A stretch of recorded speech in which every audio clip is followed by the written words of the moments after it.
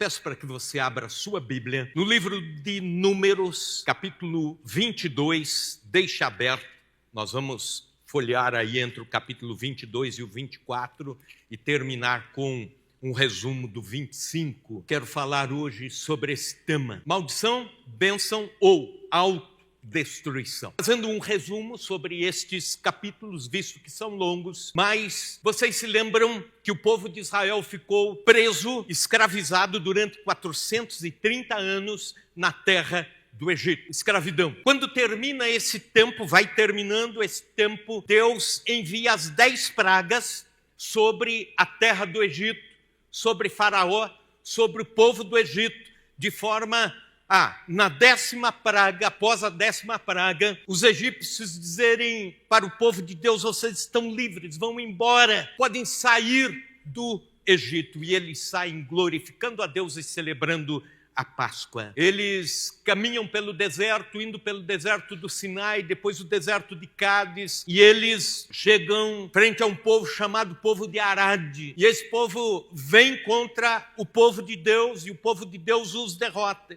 Depois, também na terra de Esbom, o povo do Senhor vai contra, os vence e vai passando. Israel vai passando e vencendo. Chega em Bazã, eles também lutam contra os povos ali que se revoltam contra o povo de Deus e têm a vitória. As 10 pragas do Egito e 3 vitórias sobre os povos do deserto. As notícias se espalharam. O povo de Deus foi conhecido como um povo poderoso na batalha, apesar de um povo recém-escravo, que não tinha afinidade com o manuseio de armas, mas tinha um Deus poderoso, tinha um Deus sobre todas as coisas. E essa notícia assustou por demais o rei de Moabe. O povo de Israel vai passando pelas campinas de Moabe. Eles não queriam lutar contra os moabitas, mesmo porque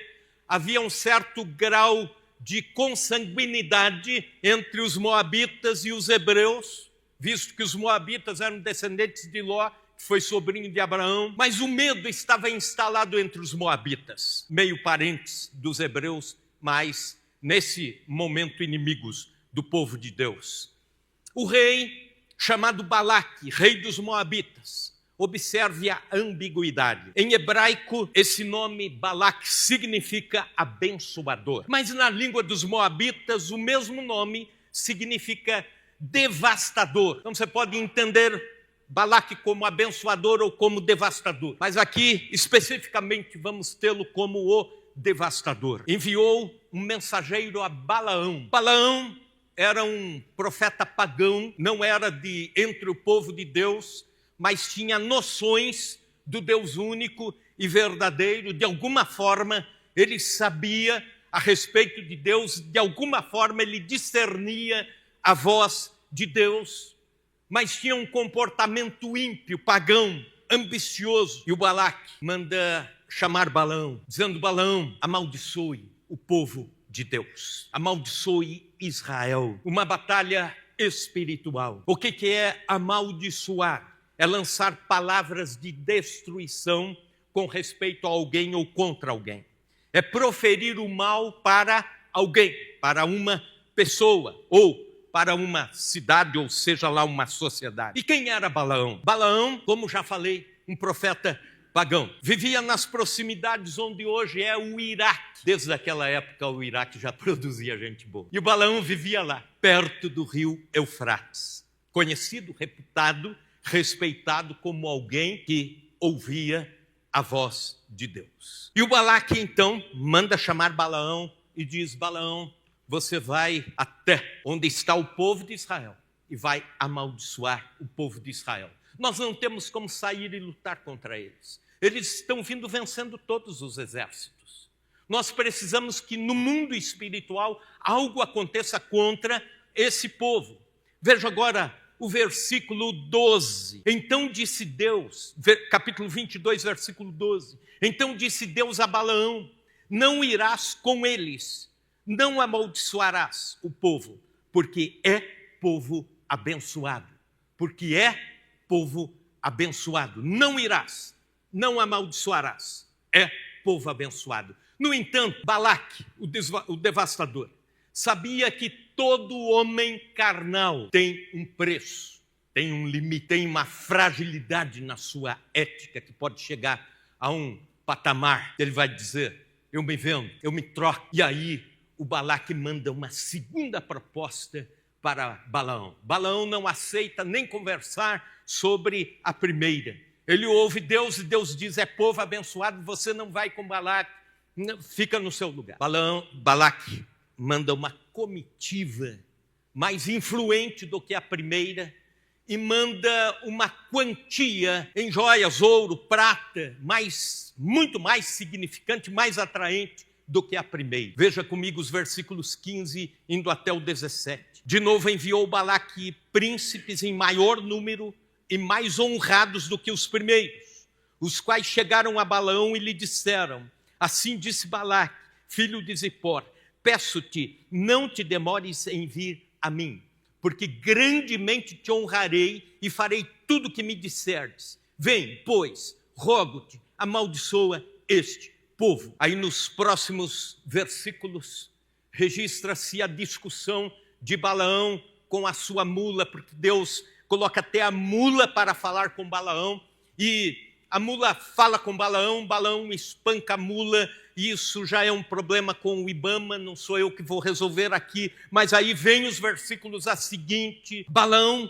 vai com essa comitiva, vai, balança, cede, tenta amaldiçoar o povo de Deus por 3 vezes, e todas as vezes que ele abria a boca para amaldiçoar, saía a palavra de bênção. Ia amaldiçoar, Deus transformava as palavras em palavra de bênção sobre o povo de Deus. No final ele diz, não consigo amaldiçoar, esse povo é abençoado, mas eu vou te dar um segredo. E aí esse povo cai. Depois eu falo sobre ele, no último tópico dessa mensagem, para que você se cuide exatamente no final, que seria o capítulo 25. Mas por enquanto, 4 verdades eu quero trazer a você a partir dessa narrativa. A primeira verdade, a bênção de Deus nos protege sob todos os ângulos.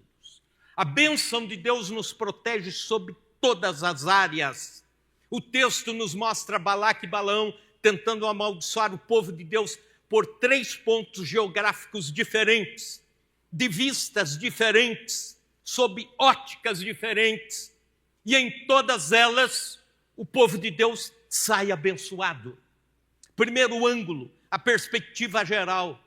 Capítulo 22, versículo 41. Sucedeu que pela manhã, Balaque tomou a Balaão e o fez subir a Bamote Baal. E Balaão viu dali a parte mais próxima do povo. Primeiro ângulo, a perspectiva geral. Avistaram todo Israel. Subiram no monte e viram a planície.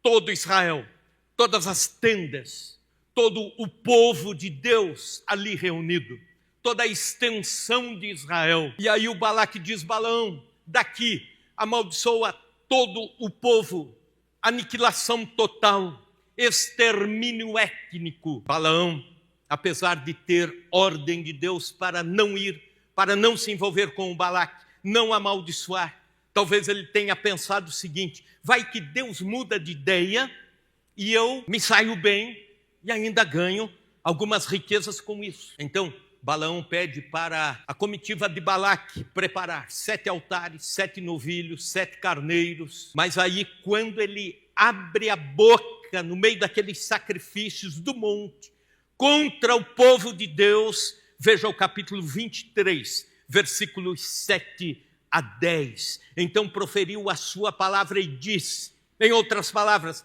o Balaão abre a boca para amaldiçoar o povo. E veja o que ele acaba falando. Balaque me fez vir de Arã, o rei de Moabe, dos montes do Oriente vem, amaldiçoa-me a Jacó e vem, denuncia a Israel. Como posso amaldiçoar quem Deus não amaldiçoou? Como posso denunciar o que o Senhor não denunciou? Pois do cimo das penhas vejo Israel e dos outeiros o contemplo. Eis que é povo que habita só e não será reputado entre as nações. Quem contou o pó de Jacó, ou enumerou a quarta parte de Israel, que eu morra a morte dos justos e o meu fim seja como o dele. É isso que ele fala quando ele estava pensando que iria amaldiçoar o povo de Deus, o povo de Israel. Quando o povo seria exterminado com uma palavra de Balaão. O que isso tem a ver conosco, igreja do Senhor? Tem a ver que durante toda a história do cristianismo, os Balaques da vida e os Balaões da vida se levantaram contra o povo de Deus. Em inúmeras ocasiões, o povo do Senhor, a igreja do Senhor, quase foi exterminada. Ao longo de toda a história, o povo de Deus é odiado por alguns, é ridicularizado por muitos, é rechaçado pela mídia, é perseguido pelos regimes autoritaristas. Ao longo da história, Balaques e Balaões se levantam. Nos primeiros 10 anos da história do cristianismo, da igreja primitiva, os judeus quiseram exterminar os cristãos, odiaram os cristãos, o povo do Senhor. Dos anos 20 até os anos 300 da era cristã, os romanos perseguiram intensamente, martirizaram, mataram muitos cristãos, porque os cristãos diziam: Jesus Cristo é o Senhor, enquanto que no Império Romano só se podia dizer que César, o imperador, era Senhor. Chega no ano 95 da era cristã, Domiciano, que foi o que mais perseguiu os cristãos, impôs em forma de lei que não podia mais existir cristãos na extensão do Império Romano. Então, grande perseguição se instalou, a ponto dos crentes dizerem: nós vamos desaparecer, estão matando todos os nossos irmãos, os mártires da fé estão indo lá para as arenas, estão sendo mortos, estão sendo queimados nas ruas de Roma, estão sendo jogados dos despenhadeiros, estão sendo transpassados ao fio da espada. É nessa época que o apóstolo João é tirado e levado para a ilha de Patmos, e lá ele tem a visão da glória de Deus, da presença de Deus, do céu, e inclusive da vitória final da igreja e do Cristo da igreja. Na ilha de Patmos, isolado, ele tem a visão de tribulação, flagelo, martírio, perseguição, mas no final, a vitória do povo de Deus. Aí chega na Idade Média, dos séculos 9 em diante, até o 19, humanismo secular dialético, o ateísmo lutando agora não mais com a força de armas contra o cristianismo, mas com a força intelectual contra o povo de Deus. E a maior voz dentre estes foi o filósofo Voltaire. Voltaire zombava da Bíblia, a palavra de Deus. E ele chegou a um ponto de, na França e em alguns outros países das cercanias da Europa, ele pregar tão intensamente o ateísmo que eles juntavam pilhas e pilhas de Bíblias nas praças públicas e queimavam, zombando da palavra de Deus. E uma das frases de Voltaire foi esta, ele disse: 50 anos depois da minha morte, a Bíblia será apenas uma peça de museu. É interessante que ele morreu louco, morreu tendo alucinações, e 50 anos depois da morte dele, a casa onde ele viveu se tornou a sede da Associação de Impressão de Bíblias Sagradas da França. Aleluia! É povo abençoado. Como eu posso lutar contra aqueles que Deus abençoou? Depois vem século 20, 21, comunismo, 70 anos de domínio. O comunismo matou cerca de 120 milhões de pessoas ao longo desses 70 anos. 18 milhões cristãos, entre pastores, obreiros, igrejas inteiras, membros de igreja, cristãos, missionários e assim por diante. 18 milhões. Vai chegando nos anos mais próximos, ano de 2020, segundo a missão Portas Abertas, 340 milhões de cristãos sofreram algum tipo de perseguição por causa da sua fé em Cristo, em países diversos deste mundo, inclusive muito próximos de nós, como Venezuela, interior do México, alguns lugares na Colômbia, alguns lugares na Bolívia, lugares muito próximos do Brasil. No ano de 2023, estimou-se que 1 em cada 7 cristãos no planeta é um cristão perseguido por causa da sua fé. O número de perseguições aumentou para 343 milhões de cristãos perseguidos no ano de 2023. Um recorte do ano de 2024. 5 mil mortos no planeta por causa da sua fé. 14 mil igrejas destruídas, algumas delas queimadas. 4 mil prisões arbitrárias por causa do Evangelho. Apesar de todos os ataques de Balaques e Balaões, o povo de Deus continua vivo, vitorioso, fervoroso, anunciando o Evangelho, pregando Cristo para as nações, crescendo, amando, servindo, orando, intercedendo, evangelizando, fazendo missões, aguardando ansiosamente a volta do Senhor Jesus. Aleluia! Como eu poderia amaldiçoar quem Deus não amaldiçoou? Como eu poderia? É o que Balaão diz. Segundo ângulo, ele não consegue no primeiro. E Balaque leva então, capítulo 23, versículo 19. Deus não é homem, ou melhor, uma perspectiva mais específica. Dos versículos 13 indo adiante. Então Balaque lhe disse: rogo-te que venhas comigo a outro lugar, de onde verás o povo. Verás somente a parte mais próxima deles, e não o verás todo. Amaldiçoa-me dali. Balaque estava irado. A primeira não deu certo. Balaão foi levado para amaldiçoar e abençoou. E aí ele leva Balaão para um lugar específico e disse: agora nós não vamos ver mais todo o povo.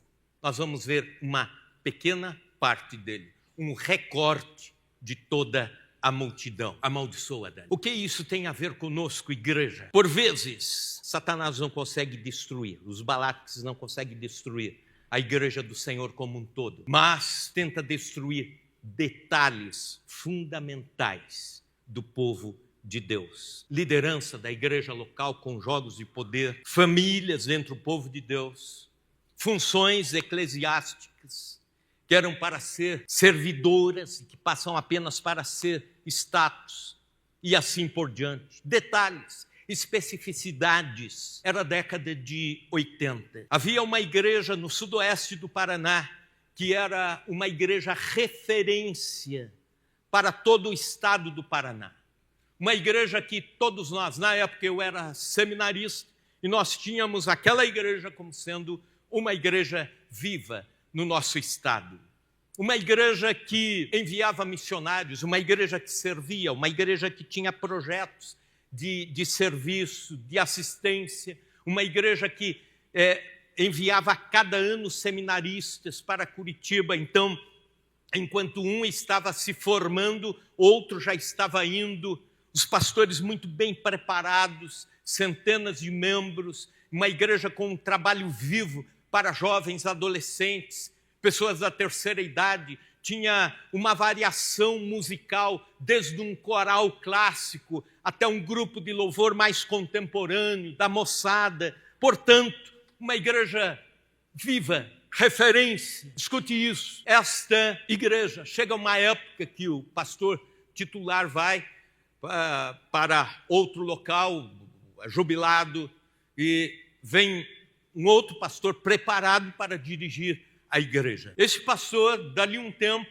dirigindo a igreja indo bem, havia um piano bem no centro da igreja, do púlpito. E o púlpito era colocado um pouco mais ao lado. E por causa dessa questão litúrgica, da centralidade da palavra, a ideia do púlpito no centro, a ideia da palavra no centro, ele então chega um dia e conversa com o zelador e diz assim: olha, vamos fazer assim, vamos colocar o piano para lá e o púlpito no centro. Algo muito simples, algo corriqueiro, a cabeça de qualquer pastor, mas quando chega no domingo, você já imagina, alguém olha assim e diz: quem que tirou o meu piano dela? Quem tirou o meu piano daquele lugar que era para estar?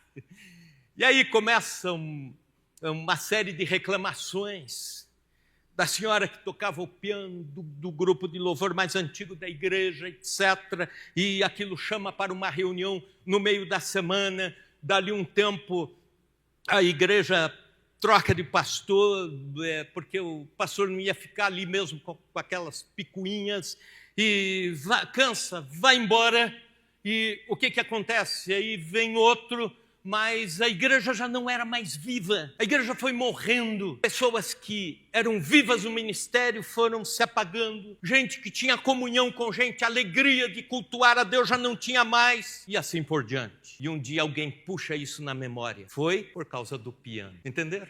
Detalhes. Às vezes o Balaque olha de longe e diz: eu não posso destruir o povo inteiro, mas eu posso olhar para uma parte do povo de Deus e posso lançar minhas flechas ali, posso destruir ali. Mas olha que coisa interessante, capítulo 23, quando o Balaão vai proferir sua palavra de maldição contra uma parte, um recorte do povo de Deus, veja o que ele diz, versículo 19 em diante: levanta-te, Balaque, e ouve, escuta-me, filho de Zippor. Deus não é homem para que minta, nem filho do homem para que se arrependa. Porventura, tendo ele prometido, não o fará, ou tendo ele falado, não o cumprirá. Eis que, para abençoar, recebi ordem. Ele abençoou, não posso revogar. Não viu iniquidade em Jacó, nem contemplou desventura em Israel. O Senhor, seu Deus, está com ele, no meio dele se ouvem aclamações ao rei.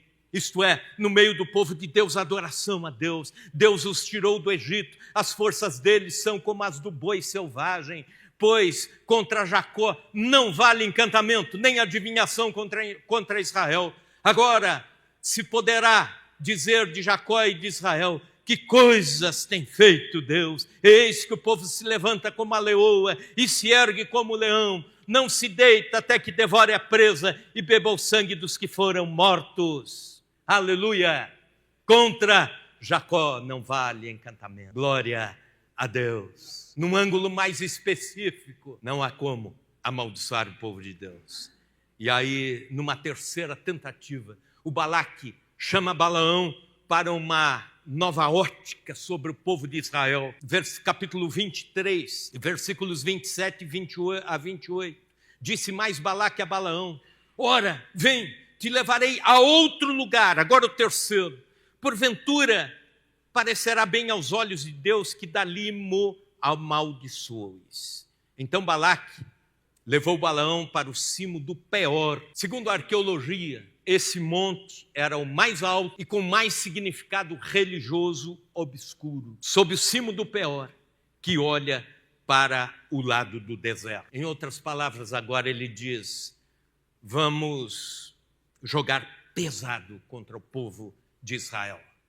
Balaque, irado, insiste, leva Balaão ao alto do monte Peor. A mística, sinal de proximidade com Deus, só que ao contrário. Apelaram para o mundo espiritual obscuro, do paganismo absoluto, do ocultismo, o extremo, o que nós chamaríamos de mandingas ou feitiçaria, para atacar o povo de Deus. Ainda hoje, ainda nos nossos dias, existem intentos do inimigo em atacar o povo de Deus, ou parte do povo de Deus, ou homens e mulheres do povo de Deus, ou igrejas, através do mundo obscuro, das forças de Satanás, do mundo do ocultismo, do mundo das trevas. Era ano de 2007. Eu estava com os irmãos da diretoria da MIAF, Missões para o Interior da África, em Nampula, Moçambique, interior de Moçambique. E fomos para a casa de um missionário americano e lá nós iríamos pernoitar e também passar o dia seguinte e acompanhar os trabalhos de evangelização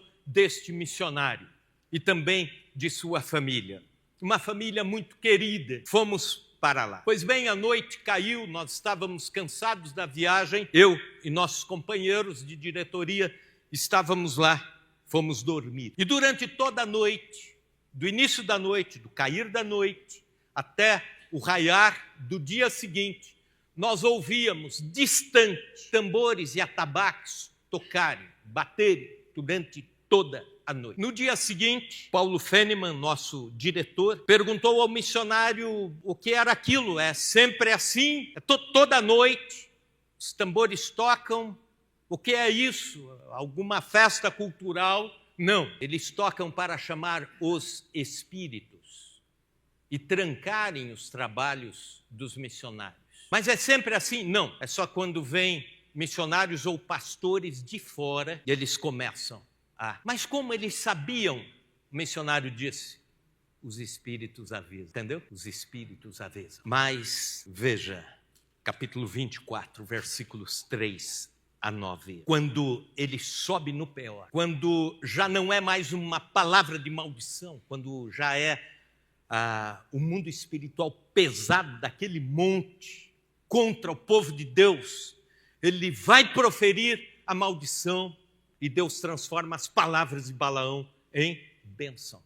Veja, 24, versículo 3 em diante. Proferiu a sua palavra e disse, palavra de Balaão, filho de Beor, palavra de homem de olhos abertos, palavra daquele que ouve os ditos de Deus e que tem visão do Todo-Poderoso e prostra-se, porém de olhos abertos. Que boas são as tuas tendas, ó Jacó, que boas são as tuas moradas, ó Israel, como vales que se estendem, como jardins à beira dos rios, como árvores de sândalo que o Senhor plantou, como cedro junto às águas. Águas manarão dos teus baldes e as suas sementeiras terão águas abundantes. O seu rei se levantará mais do que Agag, o seu reino será exaltado. Deus tirou do Egito a Israel, cujas forças são como as do boi selvagem. Consumirá as nações, seus inimigos, e quebrará os seus ossos, e com as suas setas os atravessará.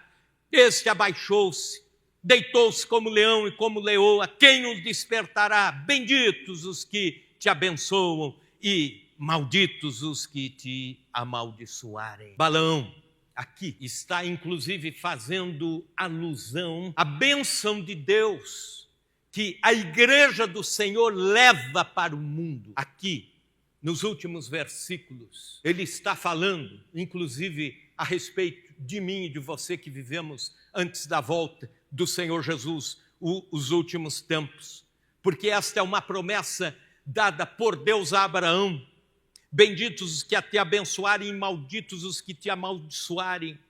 E essa palavra não se cumpre através do povo judeu, porque o povo judeu não chegou ao mundo inteiro, não levou o nome de Deus ao mundo inteiro, não pregou o evangelho de Cristo ao mundo inteiro. Aliás, eles nem creem em Cristo, eles esperam ainda um outro Messias, mas essa promessa se cumpre através de Cristo, que veio da descendência de Abraão, e a igreja do Senhor se espalha na face da terra, e é bendito quem bendiz a igreja, e é maldito quem amaldiçoa a igreja do Senhor Jesus. Aleluia! No último ângulo de visão, a bênção, a maldição se transformou em bênção. Essa é a primeira verdade.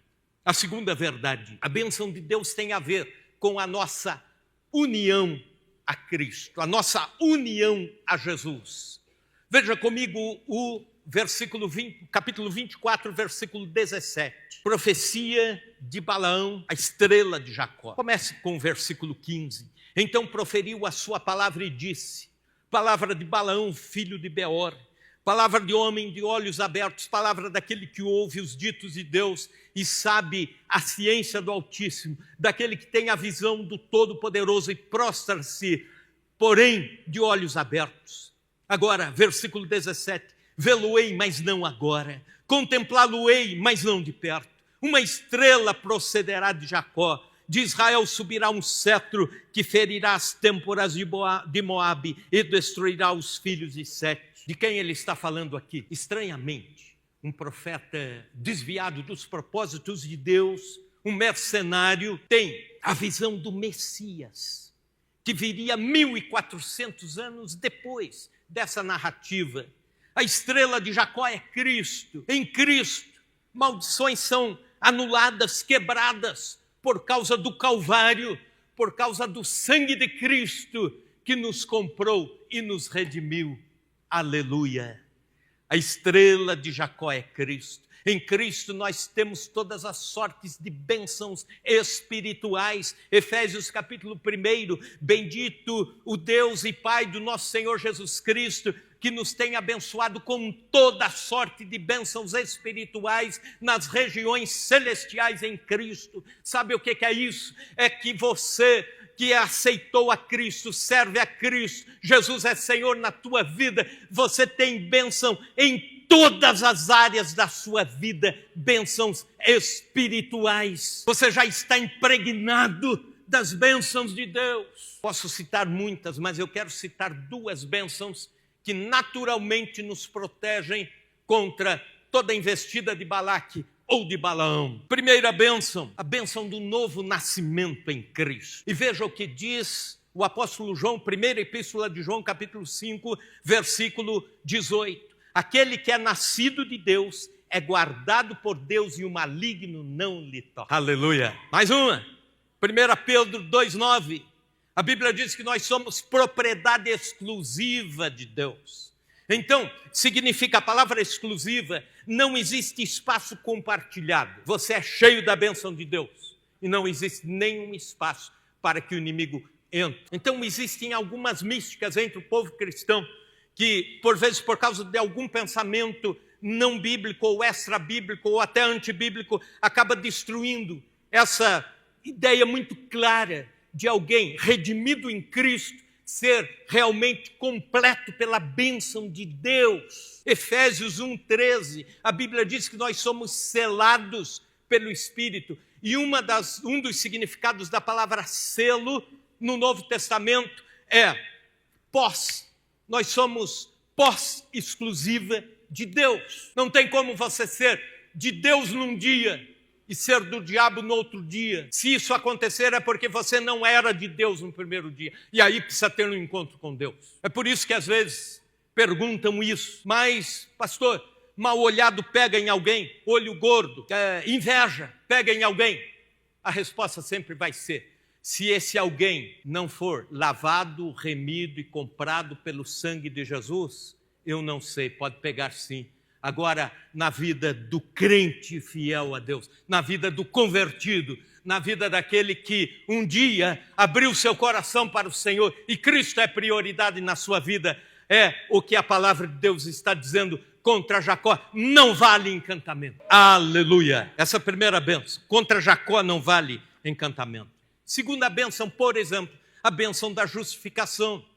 Veja comigo o versículo 20 do capítulo 23, versículo 20. Eis que para abençoar recebi ordem, ele abençoou, não o posso revogar. Aqui, estranhamente, o Balaão está fazendo menção à justificação em Cristo. Não posso revogar, não há como voltar atrás. O crente justificado em Cristo, ele recebe bênçãos inúmeras, oriundas da sua justificação em Cristo, benefícios da sua justificação em Cristo, como, por exemplo, Romanos 5,1, sendo, pois, justificados em Cristo, temos paz com Deus. Paz com Deus, uma das bênçãos que o crente justificado em Cristo recebe. Perdão de pecados, pecados passados, presentes e futuros. Atribuição da justiça de Cristo em nós. Quando estamos na justiça de Cristo, Cristo em nós, nós em Cristo. Satanás acusa aqui, e Deus olha de cima. Satanás diz: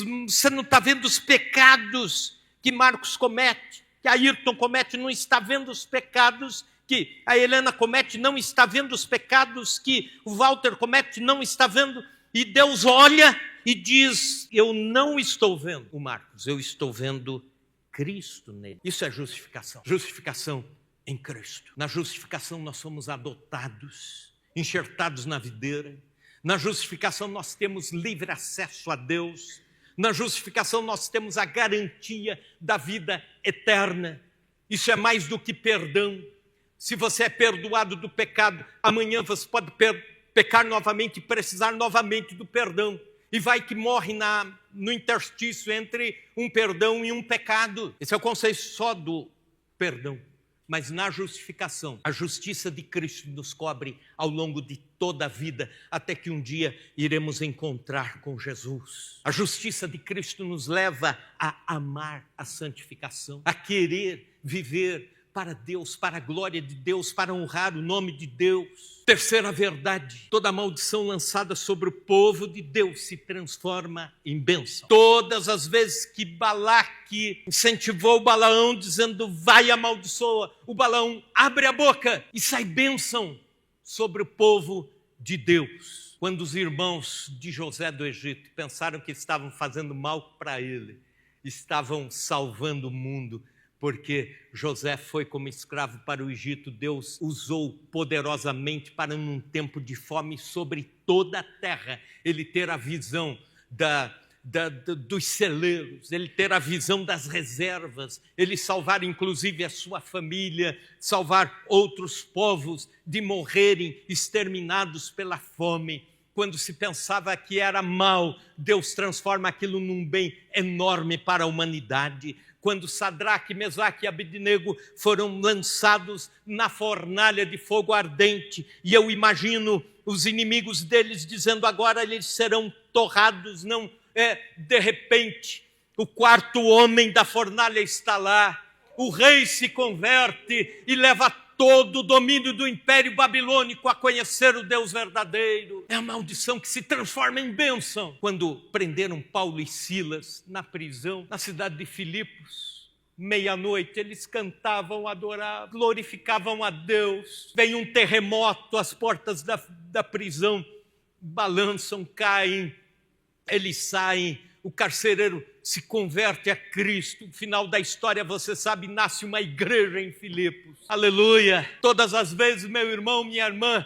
que o inimigo se levantar contra você, é porque tem uma grande bênção do Senhor no final de tudo isso. Havia uma senhora viúva, pobre, estava ouvindo o rádio. Ela era muito temente a Deus. Segundo dizem, ela ouvia um programa que a cada dia entregava algumas cestas, algumas cestas básicas para pessoas que estavam, ouvintes, que estavam em maior carência. E ela foi lá, comprou aquela fichinha de chumbo que existia antes, um telefone público, ligou na rádio e pediu para que enviasse no endereço dela, num barraco, uma cesta básica. E ela ficou lá orando a Deus para que o pessoal da rádio desse, entregasse. Um feiticeiro que ouvia o programa pediu para os seus companheiros, disse assim, comprem a cesta básica e levem lá.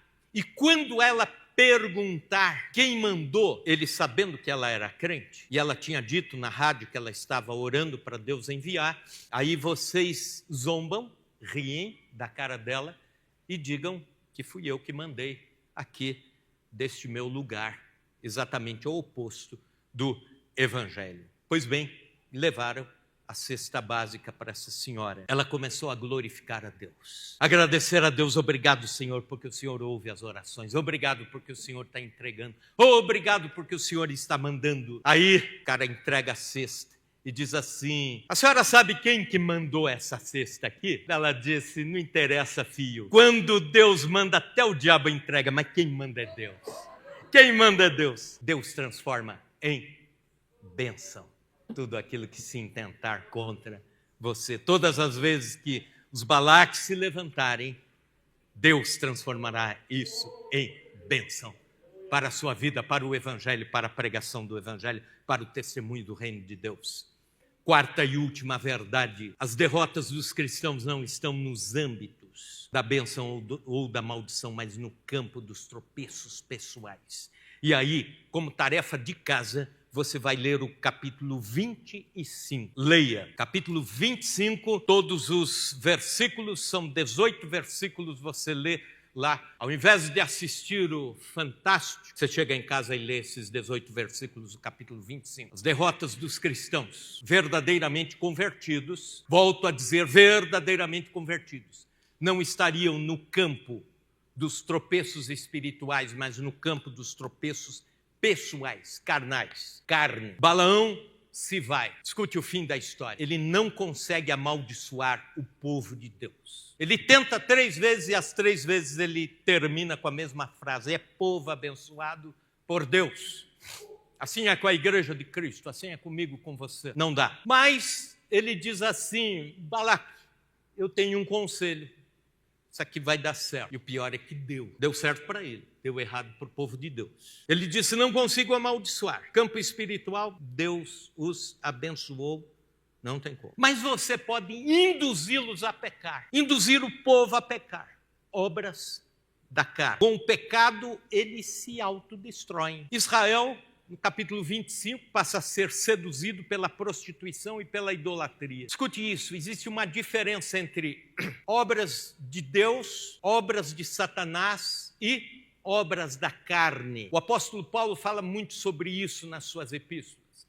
As obras da carne têm a ver com o ser humano, têm a ver com a nossa estrutura emocional, a nossa estrutura de corpo, nosso comportamento, nossas áreas da vida não tratadas. Isso é facilmente acoplado pelas obras da carne. Por exemplo, existem quedas que são decorrentes da indisciplina de um crente. O crente é convertido, vai para o céu, vai. Está justificado em Cristo, está. Só que ainda tem comportamentos tortuosos, indisciplina, incontinência. Por exemplo, um crente lá em Minas Gerais, Uberaba, um pastor, também era empresário e dirigia uma empresa eminente na cidade, e ele chegava sempre firme lá às 7 da manhã ou antes disso, era sempre o último a sair, sempre olhando. E ele empregou vários irmãos da igreja lá, até para ajudá-los na empresa. Mas, de repente, um chegava atrasado aqui, o outro chegava atrasado lá. Onde você estava? Eu estava orando no monte, aí atrasei e dormi demais. Aí chega um dia, o pastor estava com a paciência por aqui, ele, o diretor da empresa, chamou alguns lá e demitiu. E um deles ficou furioso e disse: mas como assim? Nós somos da mesma igreja. Nós servimos o mesmo Deus. Isso é uma batalha espiritual. É o diabo me demitindo. O pastor falou: não, é a sua indisciplina te demitindo. Você é um mau testemunho como um funcionário crente aqui, chegando sempre atrasado, sempre levando o serviço na barriga. Não é o inimigo, é obra da carne. Crente que gasta demais. Gasta o que não tem, vive se endividando. Aí, de repente, dá um piripaque. Ele diz: pastor, corre para cá para orar porque é o devorador que está. Não é o devorador. É falta de disciplina financeira. É falta de cuidado com aquilo que Deus te dá. O que eu aprendo com isso? Que a graça de Deus não é irresponsável. Deus salva, liberta, justifica. Mas isso não faz com que o crente se assente assim e diga: ufa, agora já está tudo bem, deixa a vida me levar e vou aguardar a volta de Jesus e vai tudo do jeito que Deus quiser. Não. Essa seria a graça corrompida, a graça banalizada. Spurgeon, o grande pregador, dizia: a graça de Deus não nos autoriza a pecar. Pelo contrário, ela nos livra do pecado. E toda essa narrativa termina assim: Deus protege o seu povo. No final, o povo só cai porque dá tiro no pé. Só cai porque foi a autodestruição. Isso nos chama a, hoje, nos alegrarmos com toda a proteção que Deus dá sobre nós. E nos chama a cuidar com a nossa carne. Martinho Lutero que dizia isso: os maiores inimigos não estão fora, estão aqui dentro de mim. É contra eles que eu tenho que lutar. A bênção de Deus nos protege sob todos os ângulos. Segundo, a bênção de Deus tem a ver com a nossa união em Cristo. Terceiro, toda maldição lançada sobre o povo de Deus se transforma em bênção. Milagrosamente, a chave vira para o outro lado. As possíveis derrotas do cristão não estão no âmbito espiritual, mas no âmbito da autodestruição.